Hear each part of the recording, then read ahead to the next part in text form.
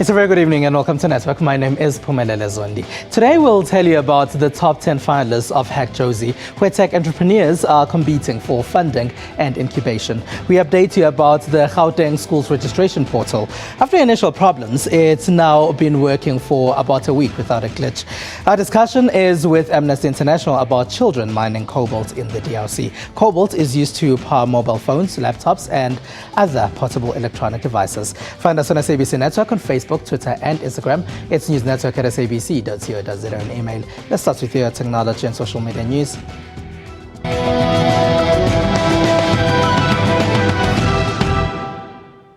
Now, Hack Jozi top 10 finalists have been announced. The initiative rewards people with the best tech solutions for some of South Africa's problems. They get prize money and guidance. My submission is called eSubmit. So it's an online platform for submitting building plan applications. So in my experience as an architect, it's been a very tedious process submitting building plan applications to any municipality in the country, even the most advanced. We're producing an online managed marketplace where SMEs and corporates can find the skills that they need. Typically, a lot of small businesses in South Africa and businesses in general struggle to find the right person to help them with their business problems. So we've built a platform where businesses can go and seek the quality sage advice that they need. Udemy is an integrated platform that tries to bridge tutors and students together easily. So basically a kid wants to find a tutor that can tutor in maths in an area that's suitable for him. He goes onto the app and he chooses I live in Joburg and I live in Randburg and I need help with maths and English. These are some of the top 10 finalists of the Hack Jozi Challenge. They were chosen from more than 400 entries. The competition, which is running for the second year, was open to Joburgers with innovative technology ideas, and it's supported by Wits University and City of Joburg. It's very difficult to access venture capital, especially if you're at an early or pre-seed stage. So the city decided, this was the brainchild of the executive mayor, he asked us to come up with a mechanism to assist early stage startups in the tech industry. And we did a lot of research, we looked at all the different startup accelerators, and Hack Jozi was born. Most of the contestants identify problems in their communities or workspace and then use technology to solve them. Like this team that wanted to solve laundry issues, and then there's a rocket scientist who wanted to make learning maths and science fun, and there's also a mother who wanted to limit screen time during her son's activity on his tablet. What we have developed is an app called Spotless. So it's a mobile app for Android and iPhone. And what the app does is that it allows a user from the comfort of their home to book laundry services and have them picked up and collected, done and delivered. My product is basically hardware that comes together with software to actually teach kids how to synthesize, apply, and actually evaluate and be able to create and actually apply everything they learn theoretically in their maths, science, technology, and engineering classes. With the quick button, I accept the Twitter request, and I can set the time for an hour, or if I'm really busy, then I can set up a pre-schedule. So schedule the times that apps are open and closed. The university brings in mentors to provide guidance to the contestants. Mentors also equip finalists with communication skills to boost their confidence. It's a Wits University initiative with the city. It links into something that we've been working on for 3 years, which is creating a digital innovation hub here in Braamfontein on the doorstep of our university. And Hack Jozi is part of bringing energy into this part of Braamfontein in the digital space. And we are constructing a hub which will provide infrastructure where people can come and incubate businesses. DoProp is trying to save property buyers money.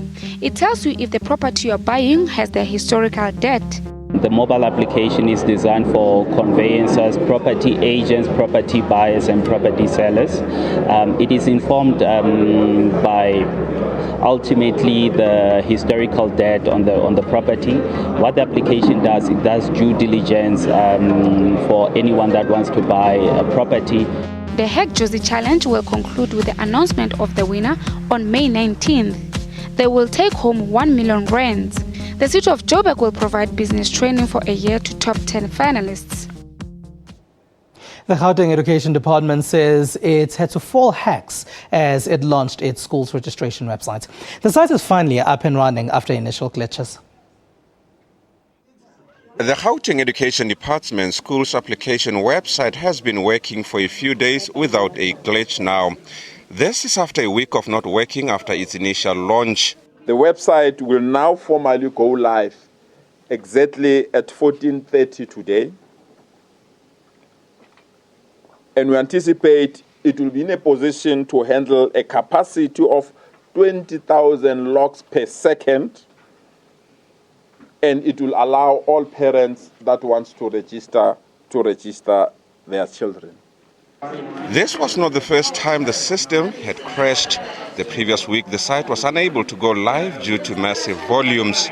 The department blamed this on applicants from other provinces. Whether it's 600, bring it on. Even if it's 900 per second, bring it on now. We've removed it, our servers where they were. We've taken to a bigger capacity. We didn't say we will trot in and say allow Pretoria at 9 a.m. around, allow Tshwane or Ekuren. So we've opened to everyone. At this point, it seems like the system is in working order. The Department of Education has also said that it foiled a few hack attempts. Panasonic has been away from South Africa. It says its first year back in the South African market has had a few difficulties. The Japanese company says it's still waiting for licenses to launch some new products. South Africa is also its entry market into the Southern African market. Return to South Africa hasn't been an easy one. The Japanese electronics maker returned to the country a year ago. It recently registered as a private company in South Africa as well. We have been preparing for the starting for the new business, B2B business in South Africa. We had 1 year for the preparation to finding out for our valued business partners. So now starting for the South Africa PTY Limited. So from this April 1st. So system divisions just officially starting from this April 1st. So that's past year. I was very, very experienced and it was of course tough. Its return to the South African market comes with a wide range of products from kitchen appliances, television sets, sound systems, and they enter the highly contested smartphone market. Panasonic says South Africa also acts as a springboard to the rest of the Southern African region. When I came to this market, I was almost shocked that how big for the market here it is compared to in entire for the African continent. So I think South Africa is one of the key market for us to develop for the business, starting to generate for the more business opportunity to the neighboring countries. While it offers a wide range of products, Panasonic says it doesn't have a flagship product for South Africa yet. It says it is appealing to all demographics and has created certain products specifically for the local market. Respa Kespanyovis launched a phone, and the release of Beyonce's new album on Tidal made Twitter waves. These are some of the top tech stories that made headlines.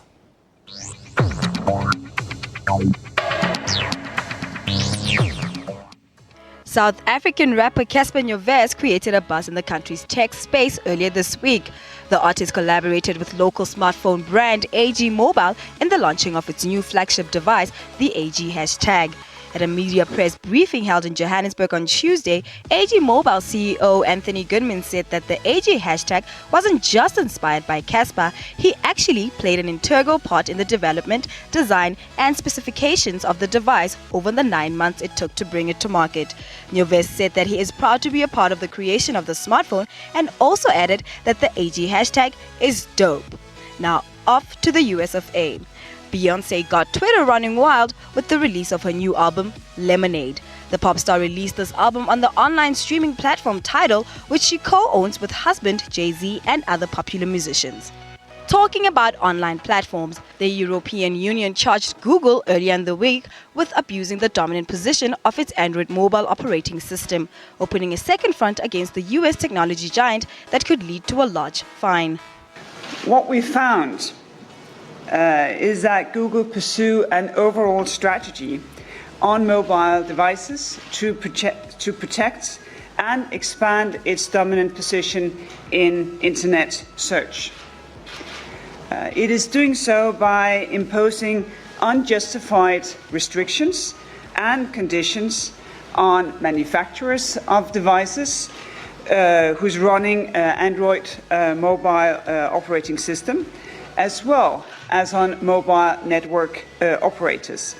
Google is already facing EU charges over the promotion of its shopping service and internet searches at the expense of rival services, in a case that has dragged on since late 2010, despite 3 attempts to resolve the issues.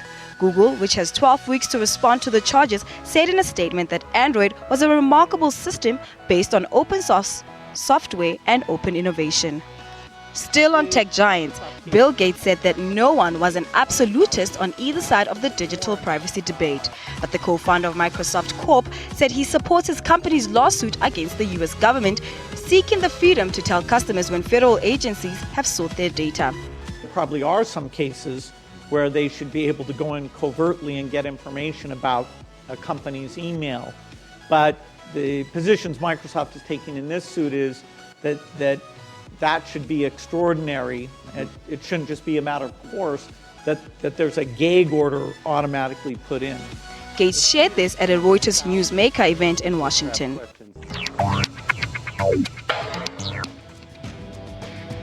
SABC Network on all social media platforms. You can catch us after the break where we are chatting about cobalt mining in the Democratic Republic of Congo with Amnesty International. Stay with us.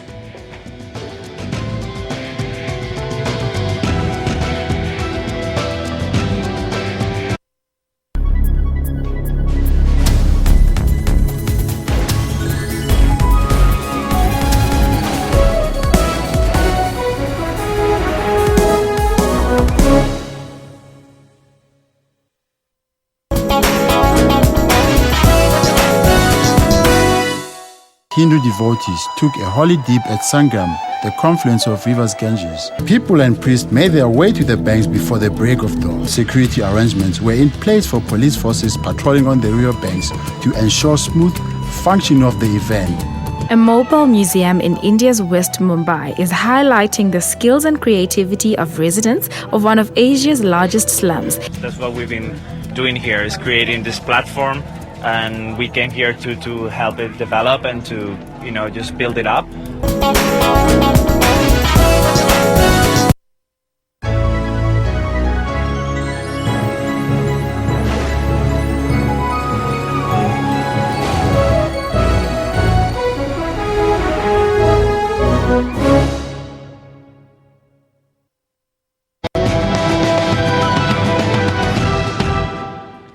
Welcome back. It's News Network at sabc.co.za and email.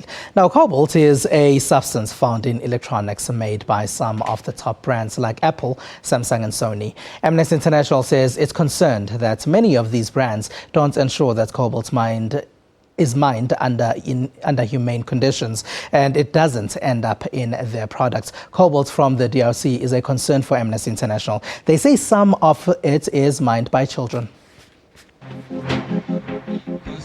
This used to be the kitchen in somebody's house. It's now the entrance to a tunnel that goes deep underground. These men have to be careful as they descend, holding onto small ledges on the sides. What they're after is one of the rarest metals found on Earth, cobalt.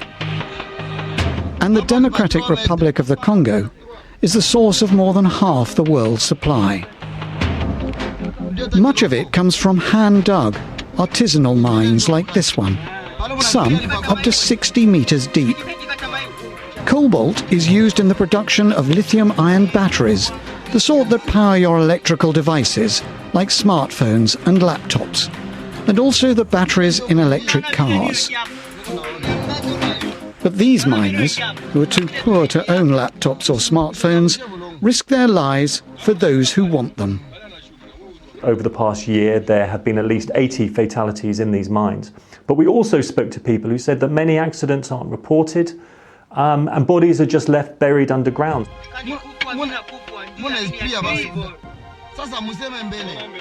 They don't have any basic tools, safety equipment or protective clothing, nor do they wear face masks to save them from a near-invisible poison. Inhaling cobalt dust can be extremely dangerous. It can cause a fatal lung disease called hard metal lung disease. It involves long hours and back-breaking labour for little reward. And for many, it's the only employment around. Bon, quant à moi, je suis élève. Cette année, je suis à repos. Je n'ai pas de l'argent. C'est pourquoi je l'ai fait pour avoir quelque chose pour retourner à l'école. Bon, quand je gagne un peu, je mets petit à petit. Parce que c'est une année de maquis. Après tout cet argent-là, je vais partir avec à l'école. Neighbourhood of Kazulo, in Jozi city, in the south of the DRC. Residents discovered cobalt here in 2014 and have since hand-dug hundreds of holes in the ground. These mines are extremely dangerous because these miners aren't getting any support from the government. They don't have technical training. There aren't supports within these mines. This region has the potential to be one of the world's richest mining areas. There are dozens of large industrial copper and cobalt mines, but most people live in poverty and scrabble around for a living. It isn't only adults who dig for cobalt. So too do children, earning as little as $2 a day, and they are ripe for exploitation. Now joining me in studio to further this discussion is Audrey Gorin. She is the Director of Global Issues and Research at Amnesty International. Hello, and thank you for being a part of our network. Thank you very much for having me. Now, you're mentioning 3 companies in your report that used cobalt from the DRC. Have you engaged these companies? Well, what we did was we tracked the cobalt that you saw being mined in that video, where we found children and adults working in very hazardous conditions, to a Chinese smelter operating in DRC, and then to the Chinese smelter parent company in China, and from there to a range of other companies. And then we contacted all of those companies and asked them, have you done proper due diligence? Have you been checking your supply chain to make sure you're not using cobalt mined in these conditions? And most of the companies said that they weren't doing that. Many of them then agreed to immediately start doing it. They said that they would institute investigations, but they hadn't been doing it up to then. You released the report in January, so you haven't gone back to check whether they actually are doing that. Well, we have been engaging with the companies over the period, so we've been asking them what exactly they've been doing. We've had meetings with some of the biggest technology companies, including Apple, about the situation. And so we know that they are investigating where their cobalt comes from.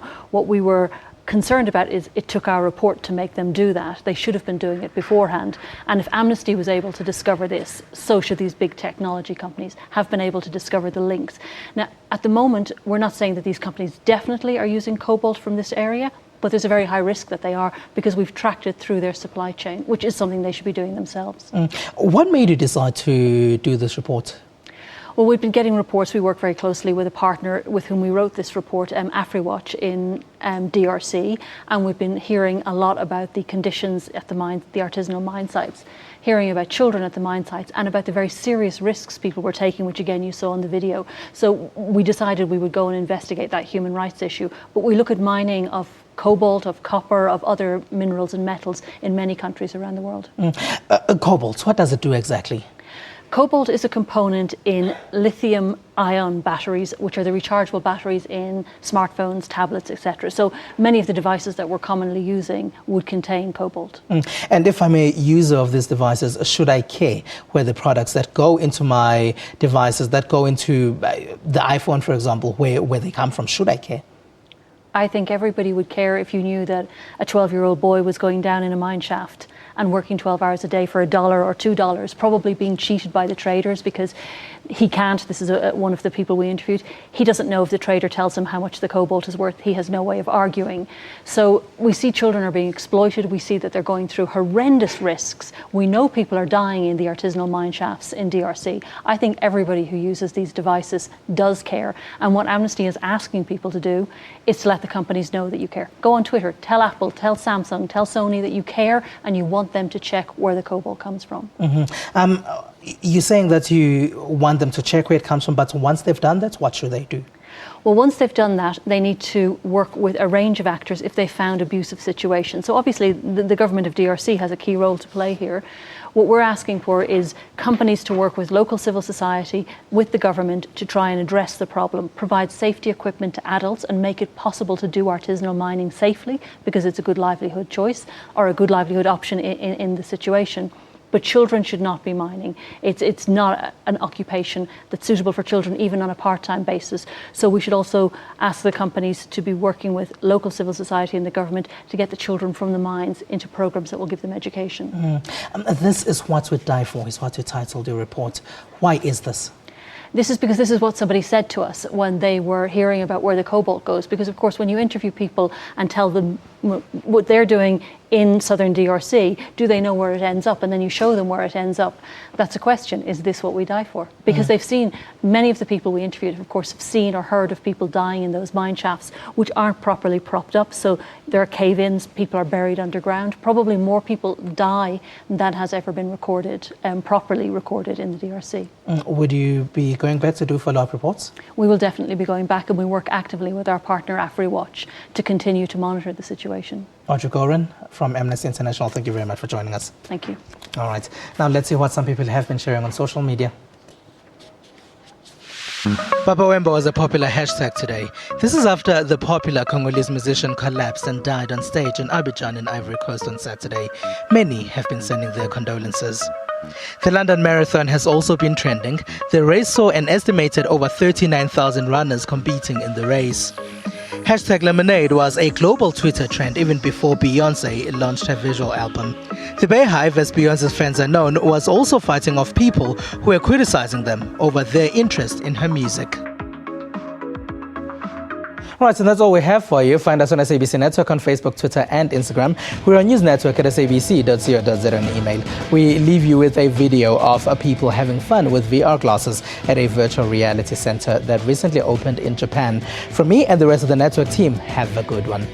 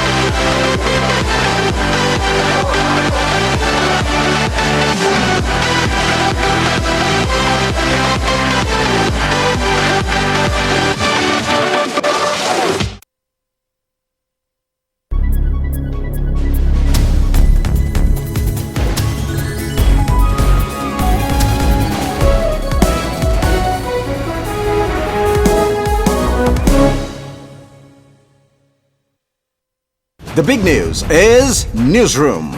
We also stream live on YouTube. Whether you're at home, at the office, or at the gym, wherever you are, Newsroom is right there with you. Bringing you all the latest news, updates, sports, weather, and everything in between. Get all